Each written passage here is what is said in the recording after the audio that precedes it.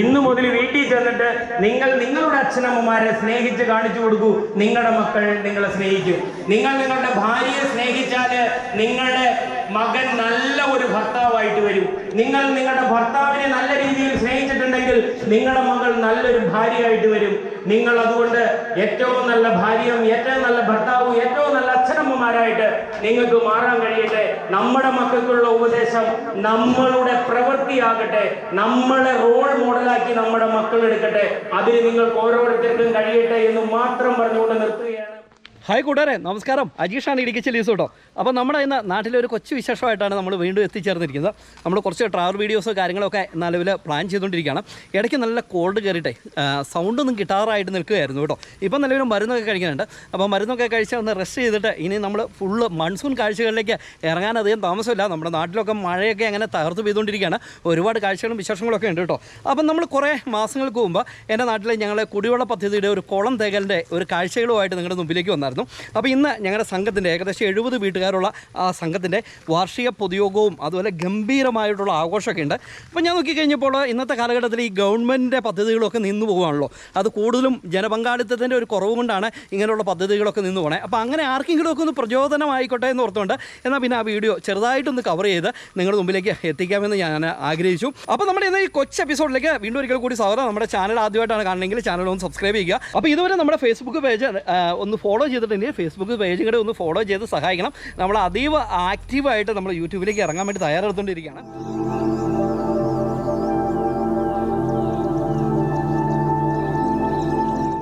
ഇത് ഞങ്ങളുടെ നാട്ടിലൊരു പുതിയ വഴിയാണ് കേട്ടോ. പുതിയ വഴി എന്ന് പറഞ്ഞു കഴിഞ്ഞാൽ പണ്ടത്തെ കുടിയേറ്റ കാലം മുതൽ പിക്കാസിനും തൂമ്പായ്ക്കൊക്കെ പണിത് അങ്ങനെ ഡെവലപ്പായി കിടന്ന ഒരു വഴിയാണ്. ശരിക്കും ഓഫ് റോഡായിരുന്നു. ശരിക്കും ഒരു രീതിയിലും വണ്ടി കൊണ്ട് പോകത്തില്ല. ഇപ്പം നമ്മുടെ ഗവൺമെൻറ് അതിൻ്റെ നിർമ്മാണ പ്രവർത്തനങ്ങളൊക്കെ പൂർത്തിയാക്കി ഇത്രത്തോളം ആയിട്ടുണ്ട്. ഇതിൻ്റെ ഒരു ഫുൾ വീഡിയോ നമ്മുടെ ഇതിലൂടെ വണ്ടി ഓടിച്ചുകൊണ്ട് പോയിട്ട് ചെയ്യുന്നുണ്ട്. അതോടെ നിൽക്കട്ടെ, അടുത്ത ദിവസം തന്നെ അതിൻ്റെ ഒരു വീഡിയോ എടുത്ത് ഞാൻ അപ്ലോഡ് ചെയ്തേക്കാം. അപ്പോൾ ആ വീടിൻ്റെ ടോപ്പിലാണ് ഞങ്ങൾ ശരിക്കും ഇന്നത്തെ നമ്മുടെ പ്രോഗ്രാം നടക്കുന്നത്. നമുക്ക് അങ്ങോട്ട് പോകാം. ഞങ്ങളുടെ ഒരു അംഗൻവാടിയാണ്. പക്ഷേ ഇത് ഒരു സുരക്ഷാ ഭീഷണി ഉള്ളതുകൊണ്ട് ഇവിടുന്ന് കുട്ടികളെയൊക്കെ മറ്റൊരു സ്പോട്ടിലേക്ക് ഇപ്പോൾ മാറ്റിയിട്ടുണ്ട്. ഗവൺമെൻറ് നല്ല രീതിയിൽ ഒരു അംഗൻവാടി കെട്ടണം ഇവിടെ പണിയുമെന്ന് ഞങ്ങളിങ്ങനെ ആശിക്കുകയാണ്. അപ്പോൾ ധാരാളം ആളുകളൊക്കെ ഇങ്ങനെ വന്നുകൊണ്ടിരിക്കുന്നുണ്ട് കേട്ടോ. ഒരുപാട് വിശ്വസിച്ച അതികളൊക്കെ പങ്കെടുക്കുന്നതാണ്. നല്ല ക്ലാസ്സുകളുണ്ട്, അതുപോലെ നല്ല ഫുഡുണ്ട്. അങ്ങനെ ഞങ്ങളുടെ നാട്ടിലുള്ള സാധാരണയായിട്ടുള്ള ആളുകളെല്ലാം നിങ്ങൾക്കൊന്ന് പരിചയപ്പെടുകയൊക്കെ ചെയ്യാം കേട്ടോ. ഞങ്ങൾ നിലവിലുള്ള ആക്ടിംഗ് സെക്രട്ടറിയുടെ വീടാണ് ഇപ്പം നിലവിലുള്ള. അപ്പോൾ അദ്ദേഹത്തിൻ്റെ വീടിൻ്റെ ഏറ്റവും ടോപ്പ് ഭാഗത്താണ് ഇന്നത്തെ നമ്മുടെ പ്രോഗ്രാം ക്രമീകരിച്ചിരിക്കുന്നത് കേട്ടോ. ഇവരൊക്കെ നമ്മുടെ സംഘത്തിലുള്ള ആളുകളാണ്. ചന്ദ്രൻ ചേട്ടാ, എങ്ങനെ തകർക്കുമല്ലേ? നമ്മൾ തകർക്കാതെ പറ്റത്തില്ല അല്ലേ? അപ്പോൾ നമ്മൾ ചുമ്മാ ചർച്ചകളും കാര്യങ്ങളും മാത്രമല്ല, നല്ല അടിപൊളി ഫുഡൊക്കെ ഏർപ്പാട് ചെയ്തിട്ടുണ്ട് അല്ലേ? നമ്മൾ എത്ര പേരായിരിക്കും കടന്നു തന്നെ? കുടുംബ സംഭവങ്ങളും കൂടിയല്ലേ? പ്രതീക്ഷ. അത് മാത്രമല്ല വിശേഷ അതികളും വന്നിട്ടുണ്ട് അല്ലേ? Okay, hi. പഞ്ചായത്ത് പ്രസിഡൻ്റൊക്കെ വന്നു.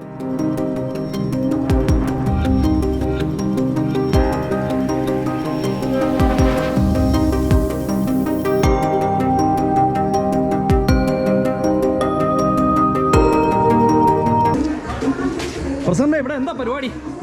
നമ്മുടെ ആഘോഷമായിരിക്കും. നമ്മുടെ 10ാമത്തെ വാർഷികം അടിച്ചു പൊളിക്കുമല്ലേ? 10ാമത്തെ വാർഷികം നമ്മൾ അടിച്ചു പൊളിക്കും അല്ലേ? അപ്പോൾ നമ്മൾ തകർത്ത് വാരുകയാണ്. എല്ലാവരും എത്തിച്ചേർന്നോ? എത്തിച്ചോണ്ടേയിരിക്കും. അപ്പോൾ സെക്രട്ടറി, എന്താണ് ഇങ്ങനെ നമ്മുടെ എല്ലാം റെഡി ആയിട്ടില്ലേ? പിന്നെ അതെ, വിശിഷ്ടാതിഥികളൊക്കെ കടന്നു വന്നുകൊണ്ടിരിക്കുന്നു. എത്തിക്കൊണ്ടിരിക്കുന്നു. നമ്മുടെ ഈ വാർഷിക പൊതുയോഗത്തിൻ്റെ ഒരു പ്രത്യേകത എന്താണ്? നമ്മളെല്ലാ അംഗങ്ങളെ ഉൾക്കൊള്ളിച്ച് 2012 തുടങ്ങിയ സംഘമാണ്. രജിസ്ട്രേഷൻ നടത്തി 2014 സ്റ്റാർട്ട് ചെയ്ത സംഘം 10ാം വർഷം വാർഷികമാണ്. അതിൽ കുടുംബ സംഗമവും വാർഷിക പൊതുയോഗവും കൂടിയാണ്. ഓക്കെ. അപ്പം അതിനകത്ത് നല്ല ക്ലാസ്സുകളൊക്കെ നയിക്കാൻ ആളുകളുണ്ട്. നയിക്കാൻ നമ്മുടെ ഇടുക്കി SPC നിന്നും അരവിന്ദ് സാർ വരുന്നുണ്ട്. അജി അരവിന്ദൻ അദ്ദേഹമാണ് ക്ലാസ് എടുക്കുന്നത്. അതുപോലെ മറ്റ് പ്രതിനിധികളെല്ലാം ഉണ്ടല്ലേ? പഞ്ചായത്ത് പ്രതിനിധികൾ, തൊട്ടടുത്തുള്ള സംഘത്തിലെ ആളുകൾ, നമ്മുടെ 2ാം വാർഡ് മെമ്പർ, 3ാം വാർഡ് മെമ്പർ എല്ലാവരും യോഗത്തിലേക്ക് കടന്നു വരുന്നുണ്ട്. ആണ്. അതെ, ഇവിടെ ഒരാൾ നിൽക്കുന്നുണ്ടോ? ഞങ്ങൾക്ക് വെള്ളം രാവിലെ വൈകുന്നേരം മോട്ടോർ പ്രവർത്തിച്ച് ഞങ്ങളുടെയൊക്കെ വീടുകളിൽ വെള്ളം എത്തിക്കുന്ന ഒരു പ്രധാനപ്പെട്ട ആളാണ് കുട്ടിച്ചേട്ടൻ അല്ലേ? ഒരു ഹായ് അതെ. കൊള്ളാം, മതി.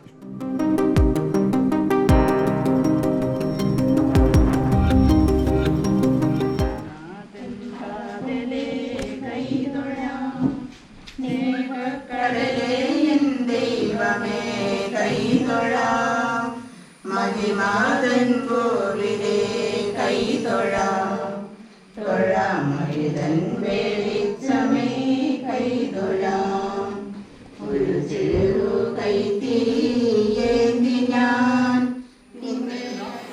പ്രതിയോഗ യോഗത്തിലേക്ക് കടന്നുകൊണ്ടിരിക്കുന്ന ബഹുമാന്യരെ സ്വാഗതം ചെയ്യുക എന്നുള്ളതാണ് എൻ്റെ കർത്തവ്യം. ആദ്യമായിട്ട് ഈ യോഗത്തിൻ്റെ അധ്യക്ഷനായിരിക്കുന്ന ഈ ജീവജലം പദ്ധതിയുടെ കുടിവെള്ള പദ്ധതിയുടെ ആദരണീയനായ പ്രസിഡന്റ് ശ്രീ ബിജു വേലമുണ്ടൽ അവരുടെ ഹൃദയപൂർവ്വം സ്വാഗതം ചെയ്യുന്നു.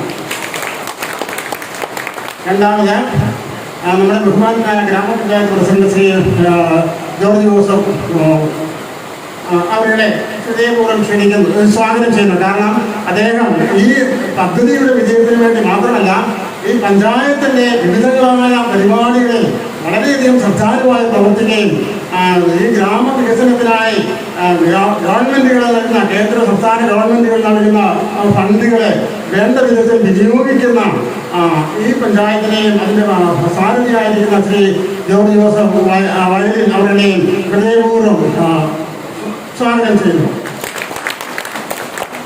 അടുത്തത് ഞങ്ങളുടെ പ്രിയപ്പെട്ട വാർഡ് മെമ്പർ ടിൻസി തോമസ്.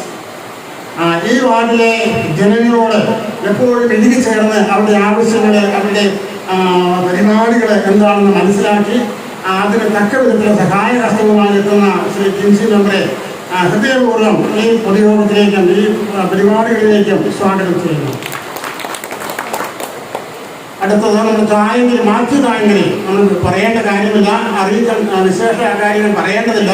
എപ്പോഴും ജനസേവനത്തിനായി സന്നദ്ധനായി ജനങ്ങളുടെ കൂട്ടത്തിൽ നടക്കുന്ന സഞ്ചരിക്കുന്ന ശ്രീ മാത്യു തായങ്കരി. അദ്ദേഹത്തോട് ഇക്കാര്യത്തെ പറ്റി പറഞ്ഞപ്പോൾ തന്നെ വളരെ സ്നേഹപൂർവ്വം അദ്ദേഹം വരാമെന്ന് കേൾക്കുകയും തക്ക സമയത്ത് കടന്നു വരികയും ചെയ്തിരിക്കുന്നു. ഹൃദയപൂർവ്വം അദ്ദേഹത്തെ ഈ യോഗത്തിലേക്ക് സ്വാഗതം ചെയ്യുന്നു.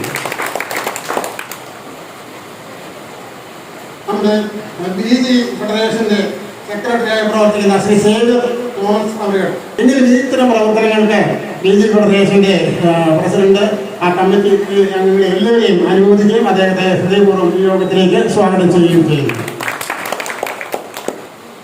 തുടർന്ന് ശ്രീ മറ്റ് സംഘങ്ങളിൽ നിന്ന് കടന്നു വന്നിരിക്കുന്ന പ്രിയപ്പെട്ടവരുണ്ട്. ശ്രീ സത്യൻ സാറ് കഞ്ഞിക്കുഴി BG പ്രസിഡന്റാണ്. ശ്രീ പോൾ ജോസഫ് സ്നേഹധാര സംഘത്തിന്റെ പ്രസിഡന്റാണ്. ഈ രണ്ട് പ്രസിഡന്റുമാരെയും സ്നേഹപൂർവ്വം ഈ യോഗത്തിലേക്ക് സ്വാഗതം ചെയ്യുന്നു.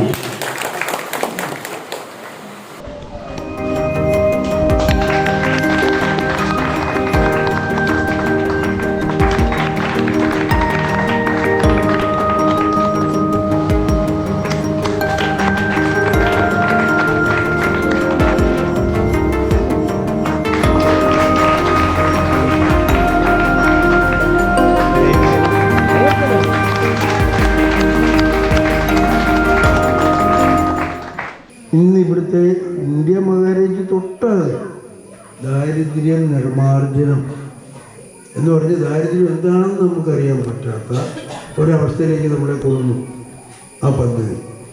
അതുകൊണ്ട് നമുക്ക് എത്ര വലിയ കാര്യങ്ങൾ ചെയ്യാൻ പറ്റി, സാധിച്ചിട്ടുണ്ട്. ഒട്ടനവധി കാര്യങ്ങൾ നമുക്ക് സാധിച്ചു. പക്ഷേ ഇന്ന് ഈ ജലനിധി പദ്ധതിയെ പറ്റിയുള്ള പ്രാരംഭ ഘട്ടങ്ങളെ പറ്റിയൊക്കെ പ്രാസംഗികനും അതുപോലെ തന്നെ സ്വാഗത പ്രാസംഗികനൊക്കെ സംസാരിച്ചു. 2012 ഈ പദ്ധതി ആരംഭിക്കുമ്പോൾ കഞ്ഞിക്കുഴി പഞ്ചായത്തിന്റെ പ്രസിഡന്റ് PD ശോശാമിയും വൈസ് പ്രസിഡന്റ് ഇപ്പോഴത്തെ പ്രസിഡന്റ് ആയിരിക്കുന്ന വക്കഞ്ചേട്ടനുമായിരുന്നു. ആദ്യമായി ഇതിന്റെ സഹായ സംഘടന പഞ്ചായത്തിന് വന്നിട്ട് പറയുന്നത് 1 കോടി രൂപ ഇതിനു വേണ്ടി മൊത്തത്തിൽ ഈ പഞ്ചായത്തിന് വേണ്ടി 1 കോടി രൂപ മാറ്റിവെക്കണമെന്ന്. ആകെപ്പാടെ അത്രയും പൈസ അന്ന് പഞ്ചായത്തിന് മാറ്റിവെക്കാൻ ഇല്ലായിരുന്നു. പിന്നെ എല്ലാവർക്കും അറിയാം, സമയം ഒരുപാട് അതിക്രമിച്ചിരിക്കുന്നു. എന്നിരുന്നാൽ കൂടിയും വാർഡ് മെമ്പർ എന്ന നിലയിൽ നിങ്ങളോട് 2 വാക്ക് പറയുവാനായിട്ട് ഞാൻ ആഗ്രഹിക്കുകയാണ്. നമ്മുടെ കഞ്ഞിക്കുഴി പഞ്ചായത്തിൽ ഈ 2024 വളരെ രൂക്ഷമായ ഒരു ജലത്തിന്റെ ദൗർലഭ്യക്കുറവ് നമ്മുടെ പഞ്ചായത്തിൽ മുഴുവൻ നേരിട്ടപ്പോഴും ദൈവം നിങ്ങളുടെ കൂടെ ഉണ്ടെന്നുള്ള തെളിവിന് ഭാഗമായി 10-60 മേലെ അംഗങ്ങളുള്ള കുടിവെള്ള പദ്ധതിയിൽ ആർക്കും ജലത്തിനൊരു ബുദ്ധിമുട്ടുണ്ടായിട്ടില്ല. അതിന്റെ ബുദ്ധിമുട്ട് അനുഭവിച്ച ആളുകളോട് ചോദിക്കുവാണെങ്കിൽ നമുക്ക് അറിയുവാനായിട്ട് സാധിക്കും. കാരണം രാത്രിയിലും പകലും വെളുപ്പിനുമൊക്കെ ആളുകൾ കുടിവെള്ളത്തിന്റെ ആവശ്യവുമായിട്ട് ഓരോ വാർഡ് മെമ്പർമാരെയും വിളിക്കുക. 18 വാർഡാണ് നമ്മുടെ പഞ്ചായത്തിലുള്ളത്. ഈ 18 വാർഡിന്റെ ഓരോ മൂലയിലും വണ്ടി എത്തിച്ചേരുമ്പോഴത്തേക്കും 6-7 ദിവസങ്ങളൊക്കെയാണ് നമ്മുടെ ഒരു വാർഡിലേക്ക് എത്തുവാനായിട്ട് സാധിക്കുന്നത്. ഗുണഭോക്താക്കൾക്ക് മുതൽ മുടക്കില്ലാത്തത് കൊണ്ടാണ് ഈ പദ്ധതികളൊക്കെ ഇല്ലാതെ പോകുന്നത്.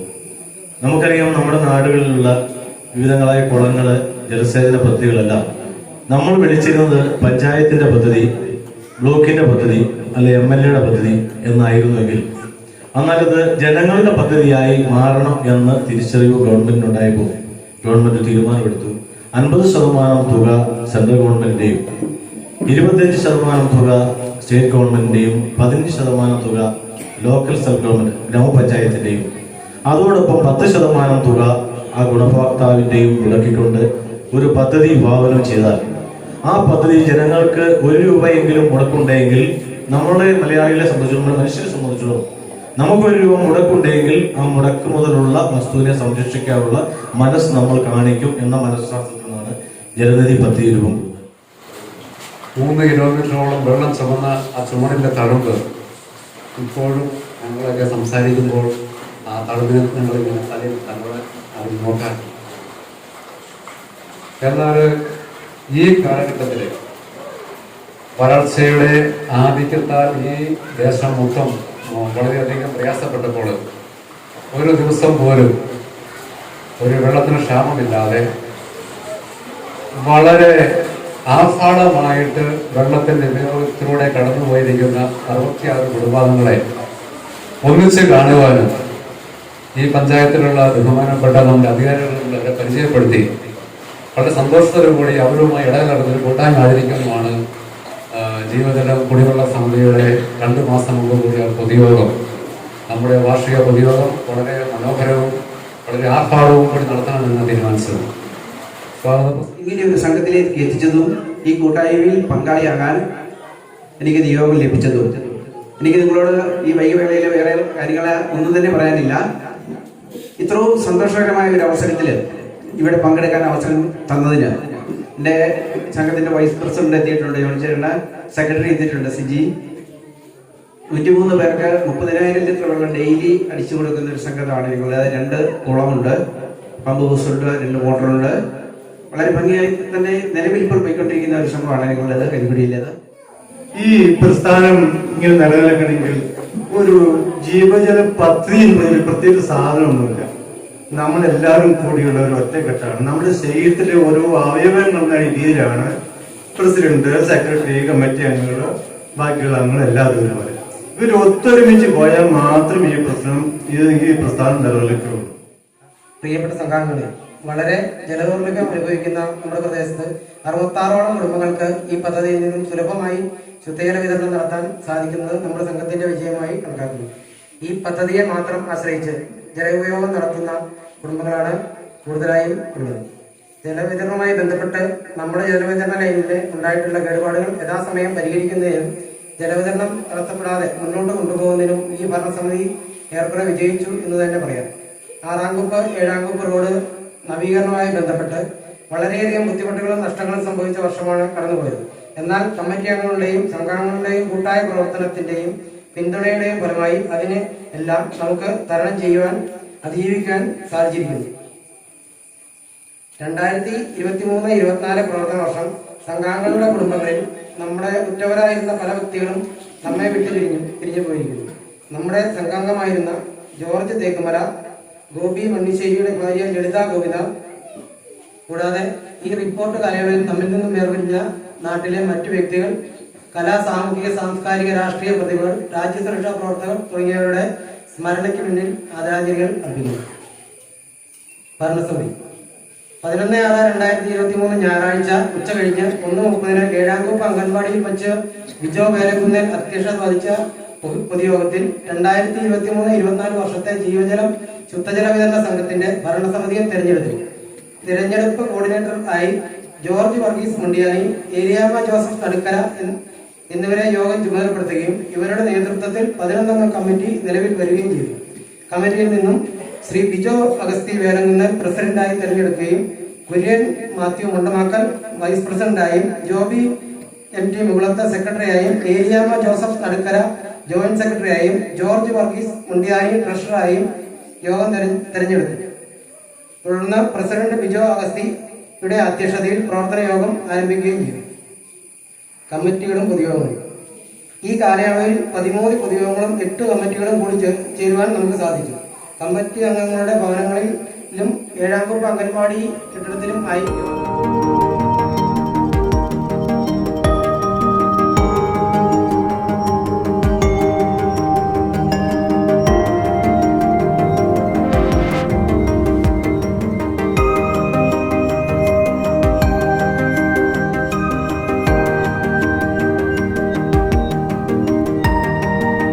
എന്തായാലും വളരെ എന്നെ വിളിച്ചു കഴിഞ്ഞപ്പോൾ ഞാൻ ഇങ്ങനെ ഇത്രയും വലിയൊരു സംഭവം ഞാൻ ഓർത്തില്ല. ഞാൻ അവിടെ ഇരുന്ന് കേട്ട് കഴിഞ്ഞപ്പോഴാണ് ഞാൻ അറിയണമെങ്കിൽ 66 കുടുംബങ്ങൾക്ക് ജലം കിട്ടുന്ന ഒരു ഗംഭീര പ്രോഗ്രാം.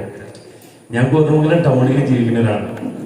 ഞങ്ങൾക്ക് പൈപ്പിൽ ഒരു ദിവസം വെള്ളം വന്നില്ലെങ്കിൽ ആകെ അങ്ങനെ. അപ്പൊ കിണറിൽ നിറച്ച് വെള്ളം കിടപ്പുണ്ടെങ്കിലും പൈപ്പിൽ വെള്ളം വരും.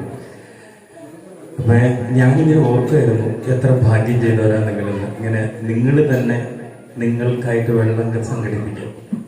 നമ്മുടെ ഒരു പാട്ടുണ്ട്, ഇനി വരുന്നൊരു തലമുറയ്ക്ക് ഇവിടെ വാസം സാധ്യമോ, മലിനമായ ജലാശയം അതിമലിനമായൊരു ഭൂമിയും, മലിനമായ ജലാശയം അതിമലിനമായൊരു ഭൂമിയും. ഇവിടെ പ്രസംഗിച്ച മുഖ്യവരും പറഞ്ഞത് നമ്മുടെ ജലാശയം എങ്ങനെ മലിനമാകുന്നു എന്നുള്ളതാണ്. പണ്ട് നമ്മളൊക്കെ സ്കൂളിൽ പോയിക്കൊണ്ടിരുന്ന കാലത്ത് ഞാനൊക്കെ ഓർക്കുന്നുണ്ട്, സ്കൂളിൽ ഇങ്ങനെ വിട്ടിട്ട് ചിലപ്പോൾ ഉച്ചയ്ക്കൊന്നും ഭക്ഷണം ഉണ്ടാവില്ല, വീട്ടിൽ വന്നിട്ടേ കിട്ടുള്ളൂ. 2-3 കിലോമീറ്ററുകളൊക്കെ ചെറിയ സ്കൂളിൽ പഠിക്കുമ്പോൾ നടക്കണം. ഒരു കീറിയ നിക്കറും ഒക്കെ ഇട്ട് റബ്ബർ ബാൻഡ് ഇട്ട കുറെ പുസ്തകവും ഒക്കെ പിടിച്ചുകൊണ്ട് ബട്ടൺസ് ഇല്ലാത്ത ഷർട്ട് കയറ്റി ഇറക്കിയൊക്കെ ഇട്ട് നിക്കറെടുത്തത് ഇങ്ങനെ കുത്തി കൊണ്ട് ഇങ്ങനെ പോരുമ്പോ റോഡ് സൈഡിലുള്ള കിണറുകളിൽ നിന്ന് പാള കൊണ്ട് കോരിയെടുത്ത വെള്ളം എന്തോരം കുടിച്ചിട്ടുണ്ടെന്നറിയോ? ഇന്ന് തിളപ്പിക്കാത്ത പച്ചവെള്ളം ആരെങ്കിലും കുടിക്കാറുണ്ട്? ആരങ്ങനെയാക്കി? നമ്മുടെ കയ്യിലേക്ക് നമ്മുടെ പൂർവികർ നമുക്ക് വേണ്ടി കാത്തുവെച്ച ഈ ഭൂമിയും ഈ ജലവും ഈ വായുവും ഒക്കെ നമ്മൾ നമ്മുടെ ഇഷ്ടത്തിന് ഉപയോഗിച്ച് നശിപ്പിക്കുമ്പോ നമ്മുടെ പൂർവികർ നമുക്ക് തന്ന ആ സംഗതി നമ്മളുടെ വരും തലമുറയ്ക്ക് പലിശ ചേർത്ത് നന്നാക്കി കൊടുക്കേണ്ടവരാണ് നമ്മള്. പക്ഷെ പലിശ പോയിട്ട് മുതല് പോലും ഇല്ലാത്തൊരവസ്ഥയിലേക്ക് നമ്മൾ പോവുക. എന്തായാലും നിങ്ങൾ നിങ്ങളുടെ ജലസ്രോതസ്സുകളെല്ലാം വളരെ മനോഹരമായിട്ട് സംരക്ഷിക്കുന്നുണ്ടെന്ന് അറിഞ്ഞതിൽ വളരെ സന്തോഷം. എത്രയോ പേര് പ്രസംഗിച്ചു, എത്ര നല്ല കാര്യങ്ങൾ പറഞ്ഞു. പക്ഷെ ഇവിടെയുള്ള കുറച്ച് പേര് മാത്രം കൈയടിക്കുന്നേ ഞാൻ കണ്ടേ. ഞാനിപ്പോ ഒരു പാട്ട് പാടി ഇറങ്ങി, എന്നിട്ടും നിങ്ങളൊരു കൈയടിക്കലേ ഞാൻ കണ്ടില്ല. എന്താ ഈ നാട്ടിലുള്ള ആളുകൾ കൈയടിക്കില്ലേ? എങ്കിലും ധരിച്ച് കണ്ടേ ഇത് വേണ്ട. ഇത് ചായ കുടിക്കുന്നതിന് മുമ്പ് ഞാൻ നമ്മുടെ പറയും ചെയ്തു, ചായ കൊടുത്തേരട്ടോ അവർക്ക് ഇച്ചിരി ഉഷാറാകട്ടെ എന്ന്. ആ ചായ ഞാൻ തന്നിട്ട് പൊടിപ്പിച്ചിട്ട് വരെ നിങ്ങളുടെ കയ്യടി ഒരുമാതിരി ഉറക്കത്തിൽ നിന്ന് എഴുന്നേറ്റ കയ്യടി അതല്ല വേണ്ടത്, നല്ല സ്ട്രോങ് ഒരു കയ്യടി.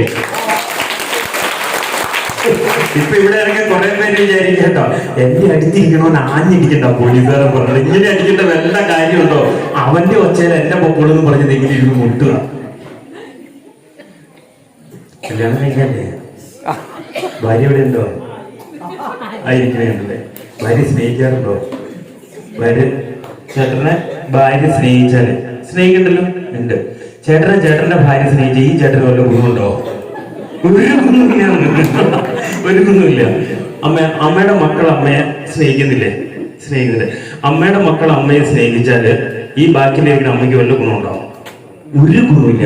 ചേച്ചി വയറ് നിറച്ച് ഭക്ഷണം കഴിക്കാറില്ലേ? വയറ് നിറച്ച് നമ്മള് ഭക്ഷണമൊക്കെ കഴിച്ചിട്ട് നന്നായിട്ട് വയറ് നിറച്ച് ചേച്ചി ഭക്ഷണം കഴിച്ചെന്ന് വിചാരിക്കാം. അന്ന് ഞായറാഴ്ചയല്ലേ, കപ്പ എന്തെങ്കിലും കാണാതിരിക്കുമല്ലോ, നിറച്ച് കഴിച്ചെന്ന് വിചാരിക്കാം. ചേച്ചിയുടെ വയറ് നിറച്ച് ഭക്ഷണം കഴിച്ചാൽ ഇതേ ബാക്കിലിരുന്ന ചേച്ചി എമ്പൊക്കെ വിടുവോ? വിടൂല.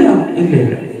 അതായത് നമ്മുടെ ഭാര്യ നമ്മളെ സ്നേഹിച്ചാൽ നമുക്ക് ഗുണം, നമ്മുടെ ഭർത്താവ് നമ്മളെ സ്നേഹിച്ചാൽ നമ്മുടെ ഗുണം, നമ്മുടെ മക്കള് നമ്മളെ സ്നേഹിച്ചാൽ നമ്മുടെ ഗുണം, നമുക്ക് ഗുണം. നമ്മൾ ഭക്ഷണം കഴിച്ചാൽ നമുക്ക് ഗുണം. നമ്മുടെ മക്കൾക്ക് നല്ല മാർക്ക് മേടിച്ചാൽ അവരുടെ ഫ്ലെക്സ് നമ്മൾ പുറത്തു കൊണ്ട് നോക്കിയുമ്പോൾ അയൽവക്കക്കാരുടെ പിള്ളേരെ വെക്കില്ല. വെക്കോ? ഇല്ല. ഞാൻ പറഞ്ഞു തന്നെ ഇത്രേ ഉള്ളൂ, നമ്മൾ ചെയ്താൽ നമുക്ക് ഗുണം അല്ലേ? അതുകൊണ്ട് അടുത്തിരിക്കുന്നവര് കൈയടിക്കുന്നു നോക്കണ്ട, നമ്മളെ അടിച്ചു കഴിയും. ഇതല്ലേ ഇത് ചുമ്മാ ഒരുമാതിരി പണിങ്ങേടി. ഞാൻ അടിച്ചു തരാൻ കയ്യേ, എന്റെ ഒരാളുടെ കയ്യിൽ തള്ളടിക്കാനല്ല പറഞ്ഞേ, എന്റെ ഒരാളുടെ കയ്യടിയുടെ ഒച്ചയാണ് ആ കേട്ടത്. ഞാൻ മൈക്ക് അവിടെ വെച്ചെന്തിനാന്നറിയാമോ? അലി സാർ മൈക്ക് കീടി അടിച്ചിട്ടാന്ന് പറയും. ഞാൻ ആ മൈക്ക് അവിടെ വെച്ചിട്ട് ഞാൻ അടിച്ചു കാണിക്കുന്നു, എന്റെ കയ്യടി ഒരാളുടെ. അപ്പോൾ ഇവിടെ ഇരിക്കുന്ന ഏകദേശം 10, 100, 120 പേരുടെ അടുത്തുണ്ട്. ഇത്രയും പേര് കൈയടിച്ചാൽ ഈ ഏരിയ അങ്ങ് കിളിങ്ങിട്ട് കീരത്തോടെ എത്തണം. വച്ചാ അടിക്കും.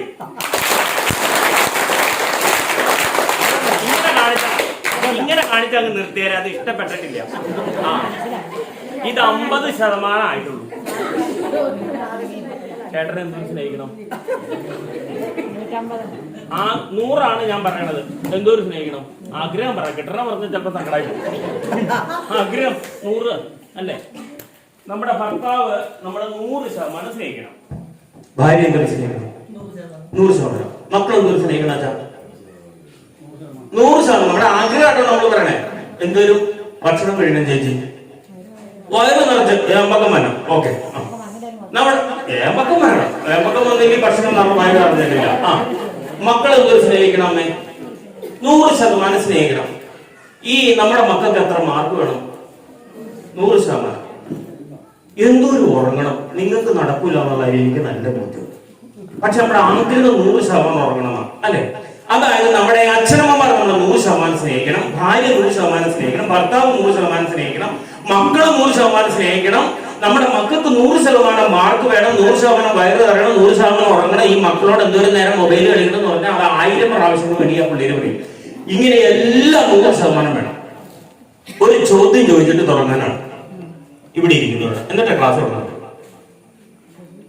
നിങ്ങൾ നിങ്ങളുടെ അച്ഛനമ്മമാരെ 100% സ്നേഹിച്ചിട്ടുള്ളവർക്ക് കൈ വെക്കാം. അച്ഛനെ അമ്മയെ 100% സ്നേഹിച്ചിട്ടുള്ളവർക്ക് കൈ വെക്കാം. ഓ, ചിലരൊക്കെ പകുതിയായിട്ടാ സ്നേഹിച്ചിട്ടുള്ളൂ. കൈ നേരെ പൊങ്ങിയാലോ ബ്ലൗസിന്റെ കൈയൊന്നും പിടിക്കില്ല, ഷർട്ടിന്റെ ബട്ടൺസ് ഒന്നും പിടിക്കില്ലെങ്കിൽ പൊക്കിക്കോ കൈ. പൊങ്ങട്ടെ പൊങ്ങട്ടെ. താത്തല്ലേ ഞാനൊന്ന് നോക്കട്ടെ. എല്ലാവരും നിങ്ങളുടെ അച്ഛനെ താത്താറായില്ല, ഞാൻ പറയാം. നിങ്ങളുടെ അച്ഛനെ അമ്മയെ 100% സ്നേഹിച്ചിട്ടുള്ള ഒരു കൈ പൊക്കാൻ പറഞ്ഞപ്പോ പൊക്കി പിടിച്ചിരിക്കുന്നവരാണ് നിങ്ങളൊക്കെ. ഈ 100 എന്ന് പറഞ്ഞാൽ 99.99 അല്ല, 100 ആയിരിക്കണം. അതായത് ഞാൻ എന്റെ അച്ഛനെ അമ്മയെ 100% സ്നേഹിച്ചു എന്ന് പറഞ്ഞാൽ എന്റെ അച്ഛനും അമ്മയും അറിയാത്ത ഒരു കാര്യം എന്റെ ജീവിതത്തിൽ ഉണ്ടാകാൻ പാടില്ല. എന്റെ അച്ഛനോടും അമ്മയോടും എനിക്ക് ദേഷ്യം തോന്നാൻ പാടില്ല.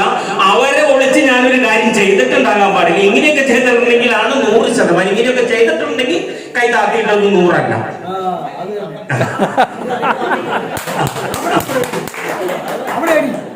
ഓക്കെ. എന്താണെങ്കിലും ആ കൈ പൊക്കി പിടിക്കാത്തവർക്കും പൊക്കി പിടിച്ച കൈ താത്തിയിട്ടവർക്കും ഒരു ഗംഭീര കൈയിലുണ്ടാവും.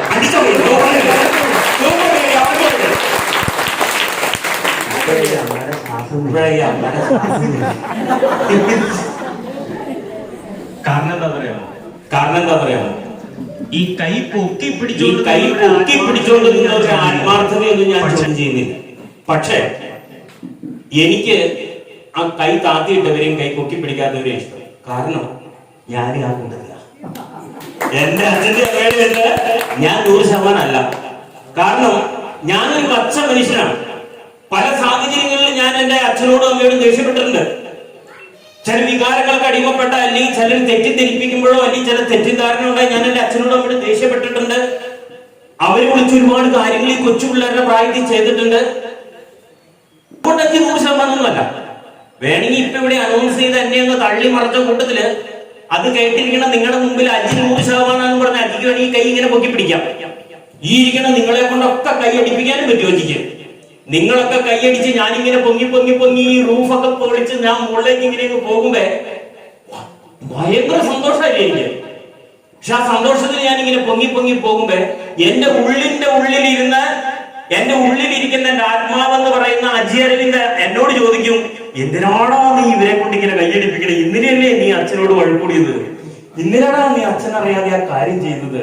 എന്തിനാണോ ഇങ്ങനെ മറ്റുള്ളവരെ കൊണ്ട് കൈയടിപ്പിക്കണേ എന്ന് എന്റെ ഉള്ളിലിരുന്ന് എന്റെ ആത്മാവെന്ന് പറയുന്ന അജി അരവിന്ദ് എന്നോട് ചോദിക്കുമ്പോ 1000 പേര് കൈയടിച്ച് കിട്ടുന്ന സന്തോഷത്തെക്കായാലും സുഖത്തെക്കായാലും വലിയ സങ്കടങ്ങളും വേദനകളും ആയിരിക്കും എന്റെ ഉള്ളിലിരുന്ന് എന്റെ ആത്മാവെന്ന് പറയുന്ന അജി അരവിന്ദ് ഇങ്ങനെ ഇരുന്ന് വിങ്ങുമ്പോ ഉണ്ടാകുന്ന വേദന. അതുകൊണ്ട് അജി അരവിന്ദ് 100% അല്ല. ഇനി ഈ കൂട്ടത്തിൽ ആരെങ്കിലും 100% ഉണ്ടെങ്കിൽ കൈകൊടുക്കും. ഓ, അടിക്കരുത്. സൂപ്പർ. അവിടെ ഒരു ചേട്ടനുണ്ട്, ഒരു ചേട്ടനോട് അതിൽ എന്തുമാത്രം ശരിയിട്ട് തെറ്റുണ്ടെന്നൊന്നും ഞാൻ നോക്കുന്നില്ല. ചേട്ടന്റെ ആത്മാവിനോട് ചോദിച്ചിട്ടാണ് പറയുന്നത്. അതുകൊണ്ട് ഞാൻ അതിനുള്ളിൽ കയറി നോക്കാനൊന്നും എനിക്ക് പറ്റത്തില്ല. ആ ചേട്ടന്റെ ഉള്ളിൽ ഇരിക്കട്ടെ. ഈ ചേട്ടനെ ഇപ്പൊ ഞാൻ ഇവിടെ വിളിച്ചു നിർത്തുകയെന്ന് വിചാരിക്കാം. ഈ ചേട്ടൻ എങ്ങനെ ഇവിടെ നിൽക്കണമെന്ന് അറിയാമോ? ആ ചേട്ടൻ മുഖത്തേക്ക് നോക്കിയാൽ നിങ്ങള് കേട്ടോ, ഒരു ജീവിതം പറയുകയല്ല. ഈ ഇവിടെ ഞാൻ പിടിച്ചു കൊണ്ടു നിർത്തി ആ ചേട്ടൻ നിൽക്കണമെന്ന് ഒരു സ്റ്റൈൽ ഉണ്ടാവും. എങ്ങനെയായിരിക്കും അറിയാമോ? എന്നറിയാമോ? 7ാം ഗ്രൂപ്പ് ഈ ജീവജലം പദ്ധതിയിലെ അംഗങ്ങളില് ഞാൻ 100% അച്ഛനെയും അമ്മേനെ സ്നേഹിക്കണേ. വേറെ ഒരെണ്ണമില്ല അവിടെ. ഈ ചേട്ടൻ എന്ന് പറഞ്ഞൊരു പോക്കുണ്ട് വീട്ടിലേക്ക്. ഞാനോടുകൂടി ഒരു വാക്കിയല്ല. ഭാര്യ ഉൾപ്പെട്ട് ഇപ്പൊ ഭാര്യ വിചാരിക്കുന്ന ആ മനുഷ്യൻ പെൺകുട്ടി. ഓക്കെ, ഞാനല്ലേ അച്ഛനെ പറ്റിട്ട് അങ്ങനെ പറഞ്ഞേ. ഓക്കെ, എന്തെങ്കിലും ഞാൻ ചോദിക്കുന്നത്, ആ ചേട്ടനുണ്ടായ സന്തോഷം എന്തേ നിങ്ങൾക്കാർക്കും ഉണ്ടാകാതെ?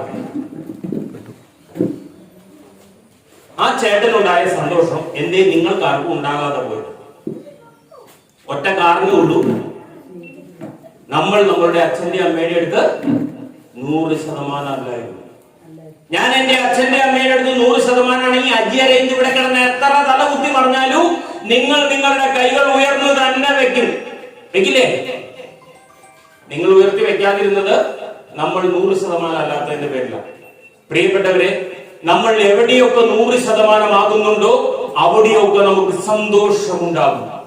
നിങ്ങൾ എവിടെ 100% ആയിക്കോ, നിങ്ങൾ ഭർത്താവിന്റെ അടുത്ത് 100% ആണെങ്കിൽ നിങ്ങൾ സന്തോഷവതിയായിരിക്കും. ഭാര്യയുടെ അടുത്ത് 100% സന്തോഷവതിയായിരിക്കും. അച്ഛനമ്മമാരുടെ അടുത്ത്, മക്കളുടെ അടുത്ത് 100% നിറയാത്ത ഒരു വയറിൽ നിന്നും ഏമ്പക്കം വരില്ല. അതിന്റെ പ്രശ്നം. അതുകൊണ്ട് നിങ്ങൾക്ക് കിട്ടുന്ന സാഹചര്യങ്ങളിൽ നിങ്ങൾ 100% ആകാൻ ശ്രമിക്കണം.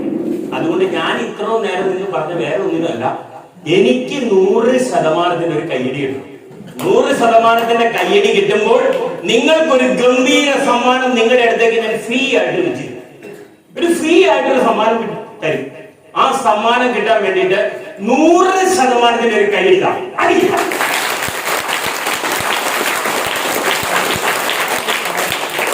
ആയില്ലല്ലോ, ഒരു 10ഓടെ കിടന്നു. ഒന്നോടെ നോക്കിയാൽ തുടങ്ങുന്നത്.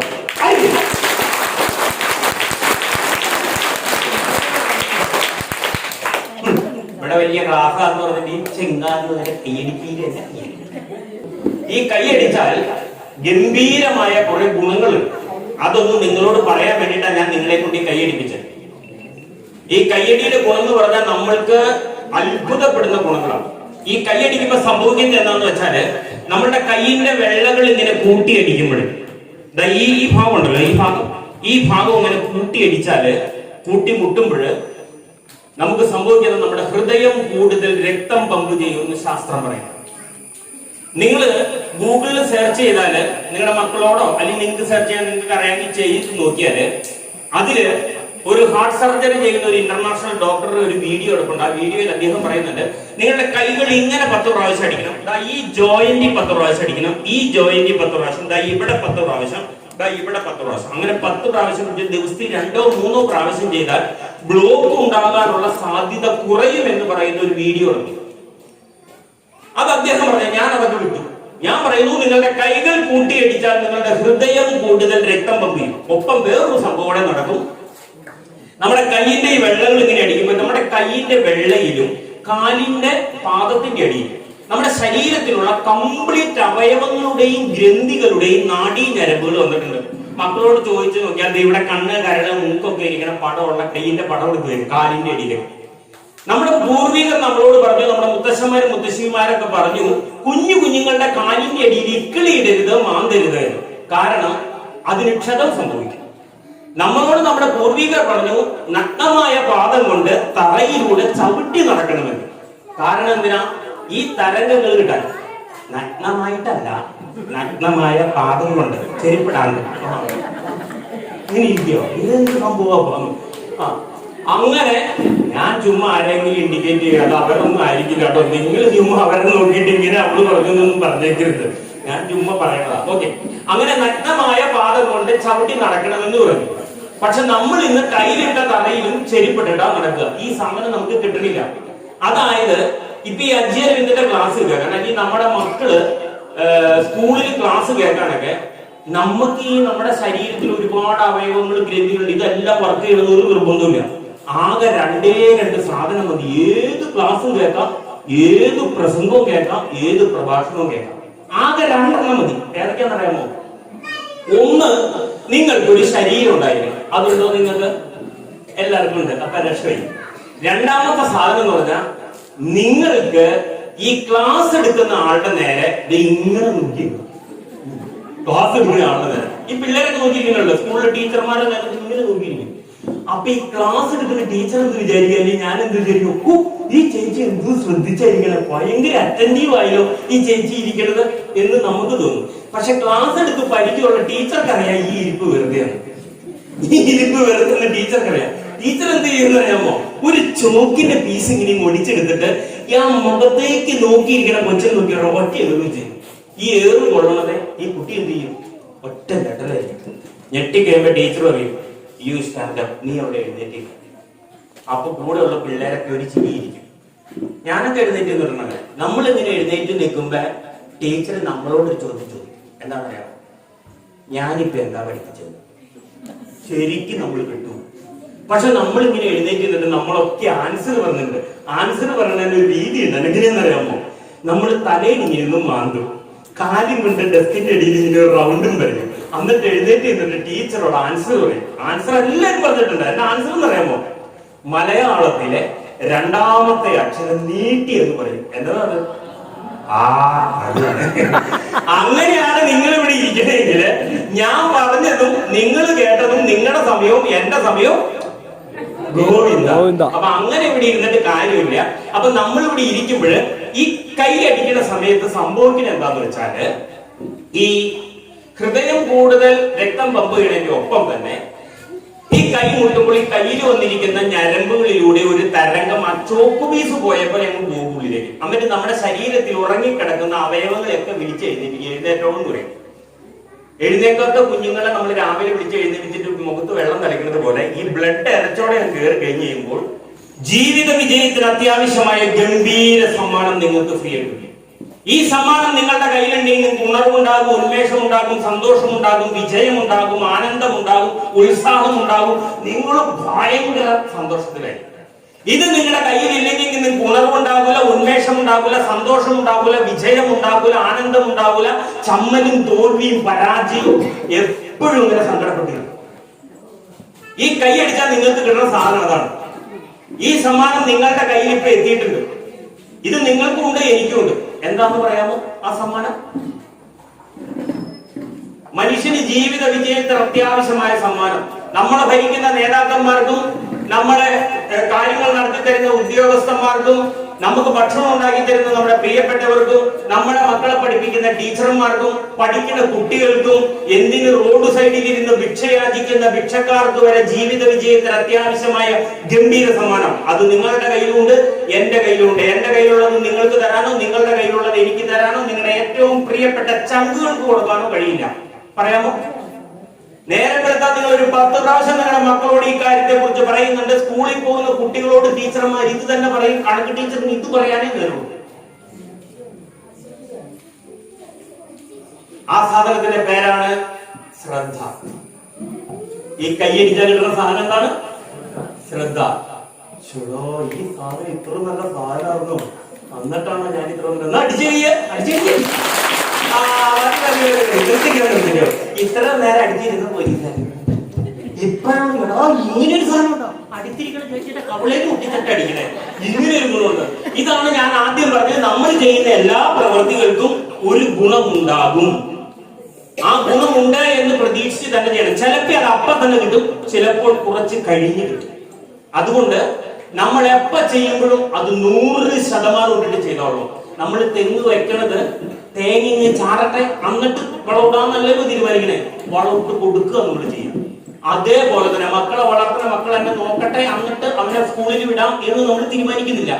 അതുപോലെ തന്നെ നമ്മൾ ചെയ്യുന്ന ഏത് കാര്യവും 100% ചെയ്യാം.